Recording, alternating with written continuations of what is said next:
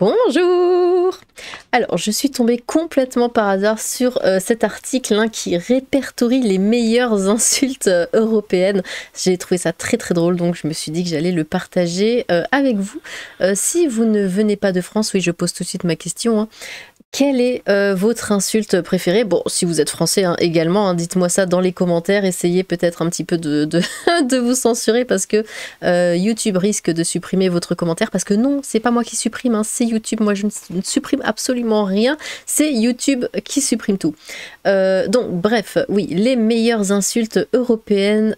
Alors, on va s'amuser parce qu'il y a un petit peu toutes les langues et vous commencez peut-être à me connaître.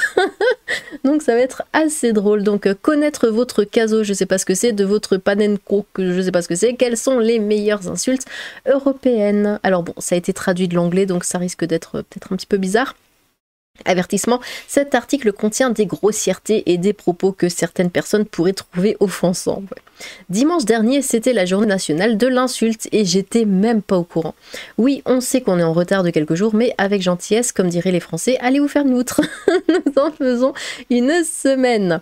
Dans l'esprit d'embrasser les joies des insultes humoristiques et la richesse de la langue sur notre beau continent, rejoignez-nous pour un petit voyage non exhaustif et grossier à travers l'Europe continentale pour vous offrir quelques-uns des plus colorés des plaisanteries qui vous feront ressembler à un local où vous attirez des ennuis. Bon, de toute façon, moi, ça c'est un truc, quand j'apprends une nouvelle langue, j'adore apprendre des insultes. Même, je crois que les premiers mots d'anglais que j'ai connus, j'avais peut-être 8 ans, bon, c'était, je sais pas si je peux le dire, parce que même en anglais, enfin, c'était fuck your mother, et ce genre de choses, ou shit, ou bon, voilà, je m'amusais à dire ça. Je savais pas vraiment ce que ça voulait dire, mais je savais que c'était pas très gentil. Soyez avertis, certains d'entre eux sont NSFW et veillez à traiter les autres avec gentillesse et à ne pas insulter leurs ancêtres.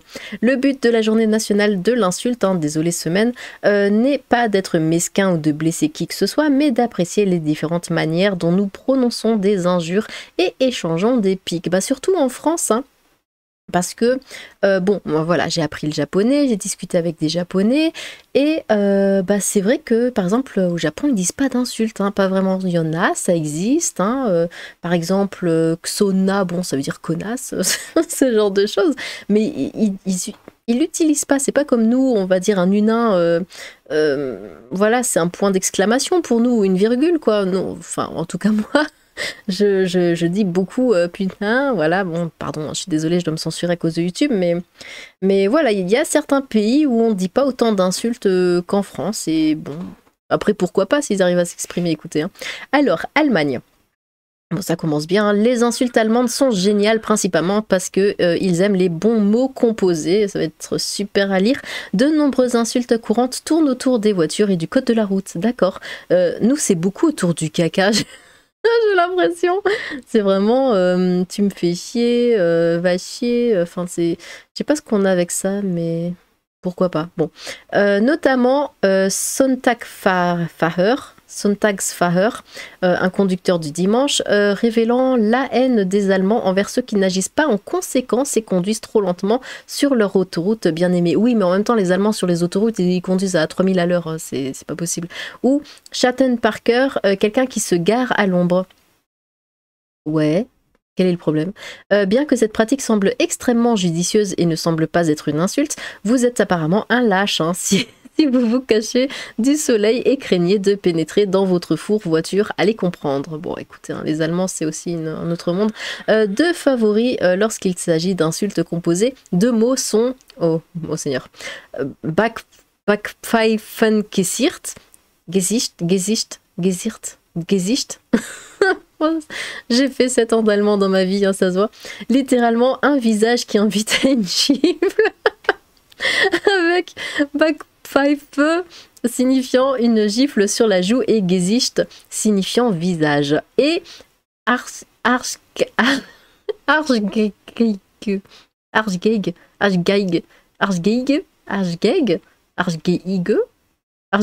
Bon bref, littéralement un violon de cul. Qu'est-ce que c'est que ça? Faisant référence à quelqu'un qui ne peut pas très bien accomplir une tâche particulière. Nous vous prévenons qu'il ne servira à rien d'essayer de restreindre cet instrument particulier si vous décidez de l'introduire dans votre postérieur, au cas où vous vous poseriez la question.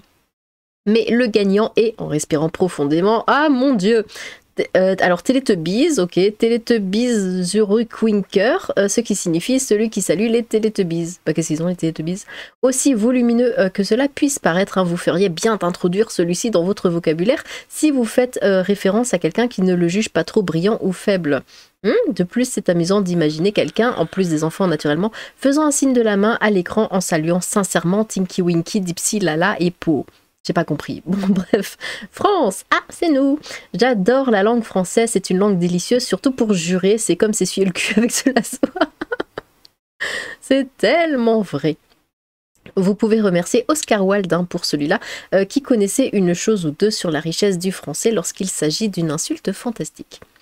Oui, je répète, hein, c'est traduit de l'anglais, donc c'est pour ça que c'est un peu bizarre.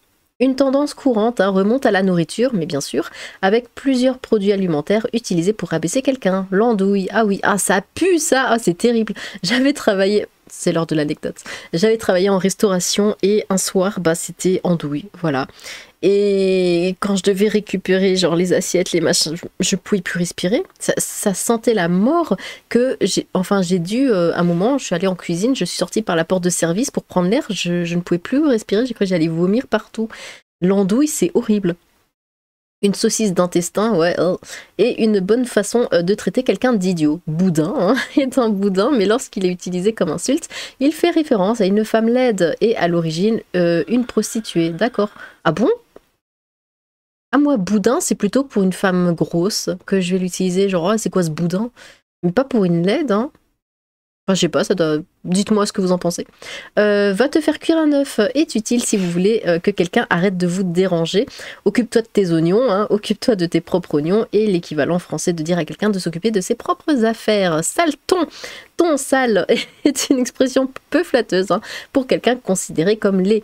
Tu as le QI d'une huître, tu as le QI... Pourquoi c'est... Bon. Et qui pourrait oublier... T'es une couille dans le potage. Non, plutôt, il y a une couille dans le potage, non? Bon appétit. Cependant, après de nombreuses consultations avec certains de mes collègues français, il existe une insulte cruelle hein, qui détruira votre sparring partner, qu'est-ce que c'est? Et qui n'a rien à voir avec la nourriture. Tout ce qui touche aux mères, ah oui, ta mère Nénia, vous attirera des ennuis, mais tu as été bercé trop près du mur, on vous a bercé trop près du mur, vous fera taire n'importe qui. En prime, une autre superbe insulte féministe hein, qui circule en ce moment même et qui a même été déposée comme marque par des militants, bois mes règles. Ah! Oh, c'est horrible. Ah non, ah non, ah non. Ah mais c'est terrible, bois mes règles. Mais quelle horreur. Génie. Non, c'est horrible. Une insulte féministe qui circule en ce moment, mais j'ai jamais vu ça. Mais c'est dégueulasse, mais c'est immonde, mais on dit pas ça aux gens, enfin. Qu'est-ce que... Bois mes règles. Ah non, j'ai l'image. Ah, j'ai l'image, j'ai mal au ventre. On va passer à l'Espagne. Alors, une tendance générale que vous observez avec les jurons espagnols est la propension à mentionner les excréments. Ça aussi beaucoup en France, hein, les excréments, hein, ils en ont pas parlé, mais en termes simples, un espagnol en colère voudra chier dans ou sur beaucoup de choses. Mais me cago en. Alors j'ai jamais fait d'espagnol. Hein. Me cago en. Remplissez le vide avec votre mère. Oh, c'est horrible. Le chiffre 10 est bien sûr vous et votre tête. C'est quoi? Un favori ici est me cago en la leche que mamaste. Si je dis bien. Alors s'il y a quelqu'un ici qui a fait de l'espagnol, hein, surtout n'hésitez pas dans les commentaires à me corriger. Qui se traduit littéralement par j'ai chié dans le lait que tu as sucé. Quoi? Mais ça veut rien dire, j'ai chié dans le lait que tu as sucé. Mais bande de tarés. Si de telles insultes ne vous feront pas inviter à nouveau petit déjeuner, il y en a d'autres qui passeront bien à table car elles sont, comme les Français, liées à la nourriture. Qui était folle, un peds, que te la pique un polo. Quoi? J'espère qu'un poulet te picote la bite. J'espère qu'un poulet te picote la bite, mais ça veut rien dire, mais c'est horrible. Ça va faire extrêmement mal. Eres tan feo a que hiciste l'horar. Ah, una cebola. Tu es si moche que tu as fait pleurer un oignon. Oh, oh, oh non, ah, c'est mignon. Ah, mais j'aime bien, c'est mignon. Et un favori personnel, estás más perdido que un pulpo en un... J'ai peur de comprendre. En un garage. Quoi? Tu es aussi perdu qu'une pieuvre dans un garage. Oh, bah ça aussi c'est mignon. Faisant référence à quelqu'un qui pense savoir de quoi il parle, mais qui n'en a en réalité aucune idée.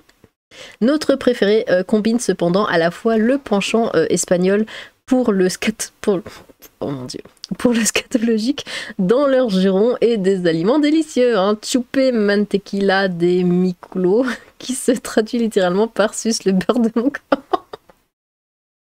Oh non, c'est immonde. Aucune précision nécessaire. Non, non, on précise pas. Ah ouais. Ah, les Espagnols. En effet, c'est quelque chose. Alors, l'Italie. Si l'Allemagne a la longueur des mots, la France la soie, j'en perds ma gorge, hein, et l'Espagne les excréments, alors l'Italie a la... Ah, c'est magnifique. C'est une véritable joie d'entendre les jurons italiens qui vont du pur blasphème aux exclamations passionnées. Il y en a tellement qu'il est difficile de choisir. Parmi les points forts courants, citons Che cavolo vuoi. Qu'est-ce que tu veux? Ok, ce qui est une manière douce d'insulter quelqu'un sans utiliser le mot putain. D'accord. Stronzo crotte, utilisé de manière ludique pour désigner un nanar parmi vous, ok. Et cazzo, qui vient du latin capitium, qui signifie petite tête, faisant référence aux organes génitaux. Oh non, masculin, utilisé pour exprimer sa colère ou traiter quelqu'un d'idiot. Mais avec verve et passion vient la créativité, et préparez-vous pour ces deux prochains. Alors, Budello dit tu ma cane ladra rincorsa dai fascisti. Les tripes de votre mère chien voleuse, quoi. Poursuivi par les fascistes. Aïe, et puis les tripes de votre mère chien, mon dieu. Aïe, et puis il y a cagati in mano en prenditi a chiafi, une invitation à chier dans la main et à se gifler.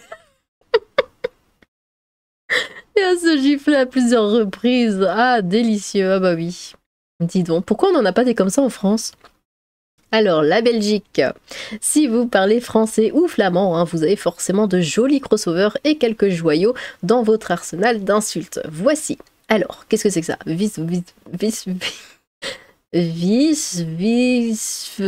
Ok. Une femme qui vend du poisson. Une insulte souvent utilisée pour décrire une femme bruyante, hein, qui bavarde fréquemment, ou un homme qui a besoin d'une claque de merde. Ah, mon dieu. Il y a aussi le snotneus, littéralement nez de morve. Morve de nez plutôt. Tendu et légèrement latin, utilisé pour désigner un... Quoi? Un pipsqueak ennuyeux. Qu'est-ce que c'est que ça? Mais la palme revient à Mierennecker, hein, qui signifie un baiser de fourmi. Oh, c'est bizarre. En référence à quelqu'un qui est obsédé par les détails. Ah, c'est l'équivalent du finnois Pilkunusija, hein, qui se traduit par quoi? Virgule fucker. Virgule fucker, qu'est-ce que c'est que ça?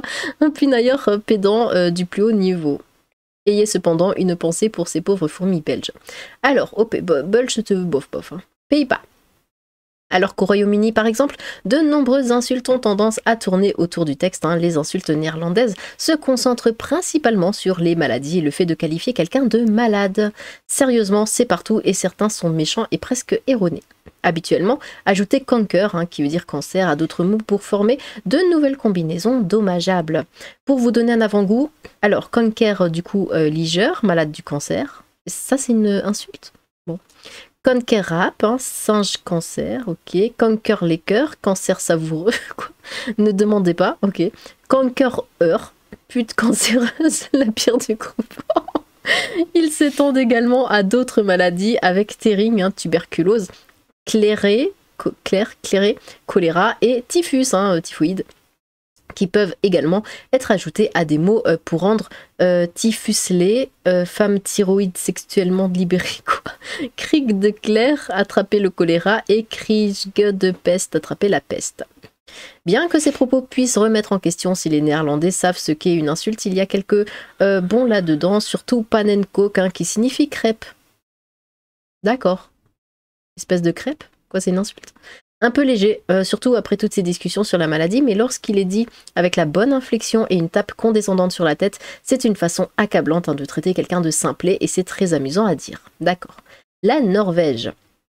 Nous nous déplaçons maintenant plus au nord, avec l'amour de la Norvège pour Faen, je sais pas. C'est la pierre angulaire des insultes norvégiennes. Semblable au fuck anglais, d'accord. Il fait également référence à l'enfer et fonctionne dans la plupart des scénarios. Donc, bon, putain d'enfer. Pas fine. C'est quoi ce bordel? Ok. Fein Tadeg, le diable t'emmène. Tjegir Feindi tête, je m'en fous. La liste est interminable. On est où? Le norvégien là? Le norvégien c'est très bizarre. Je l'avais entendu, j'étais passée très rapidement en Norvège. C'est très bizarre, on dirait un mélange de plusieurs langues. Ailleurs, deux tendances apparaissent. L'enfer est complété par l'utilisation fréquente de Satan, utilisé comme exclamation ou pour souligner le point. Et la tendance des Norvégiens à utiliser des animaux dans leur grossièreté. Les favoris ici incluent Forbana et Stkuk, qui signifie putain de bite de cheveux. Et Picantilope og firkant, rêve, qui signifie littéralement bite antilope et cul carré. Quoi? Mais ça veut rien dire. Ce que cela signifie réellement nous dépasse. Oui, bah oui. Islande. Même si nous aimerions passer plus de temps dans les territoires scandinaves, nous partons en Islande pour notre dernier arrêt au stand. Oui, cela ne fait pas partie de l'Europe continentale et nous trichons ici, mais c'est un endroit tellement charmant avec de belles insultes dont vous devriez être informés. Du point de vue anglophone, beaucoup de choses semblent assez modérées, mais elles sont, j'en suis assurée, extrêmement offensantes. Oh Seigneur. Helvitis Alfviti traite quelqu'un d'imbécile, d'accord, et Helvitis Omingi semble frapper fort en le qualifiant de maudit faible, en particulier dans une nation qui valorise la force physique. Vous trouverez également de nombreuses connotations religieuses dans Skratin, Satan, d'accord, et Hanson Hari, démon du diable, et Manvjandi, homme diable. Ensuite, il y a le solide Drulusokur, qui signifie piston de toilette. Piston des toilettes. Le direct et direct Afa Totari qui s'éloigne de l'obsession française pour les mères et se traduit par grand-père anglais. Bref, je ne vais pas le dire. Et notre préféré, Iland Brendu, l'équivalent de dire va te faire neutre, et qui se traduit littéralement par puissiez-vous brûler à cause de votre propre urine. Quoi? Ouais. Bon, eh bien, écoutez, on a appris pas mal de choses aujourd'hui. C'était intéressant. Alors, dites-moi du coup, quel pays vous avez préféré? Je pense que, en ce qui me concerne, c'est l'Italie. Ouais, c'est vraiment l'Italie que je préfère au niveau des insultes. Est-ce que vous avez un pays dans la liste préférée ou qui ne fait pas partie de la liste? Avez-vous entendu déjà des insultes assez intéressantes venant d'autres pays? N'hésitez pas à vous exprimer dans les commentaires. J'ai hâte de vous lire. Vraiment hâte. Sur ce, tchou!